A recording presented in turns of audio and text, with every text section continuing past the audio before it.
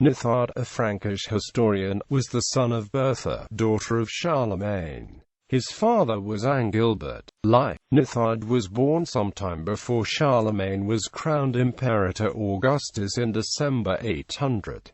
He was probably raised either at the imperial palace, where his mother continued to live until the death of the emperor, or at the monastery of St. Riquia, where his father was lay abbot. He would have been educated most likely at the imperial schola, which offered the kind of high-quality instruction in both military and literary training he is known to have received. Nithard himself later became lay abbot of St. Riquia in Commendam. He served his cousin Charles the Bald in both war and peace, carrying out 2 missions to Lothair during the Carolingian Civil War and fighting at Fontenoy in June 841.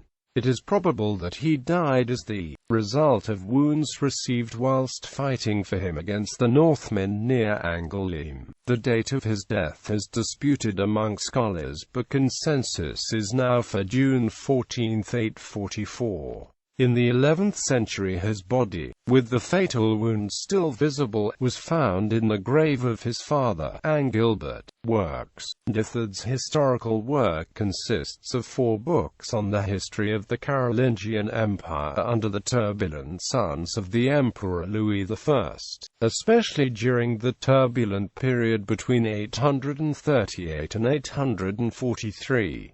The Historia de Dissensionibus Filiorum Ludovici Pii is valuable for the light which it throws upon the causes which led to the disintegration of the Carolingian Empire. The first 3 of these books were written before Nithard's appointment as lay abbey of St. Riquia in the winter of 842, the 4th and final in spring of 843 after taking up office there. Although rough in style, partisan in character and sometimes incorrect in detail, the books are the work of a man who had an intimate knowledge of the events which he relates, who possessed a clear and virile mind, and who above all was not a recluse but a man of action.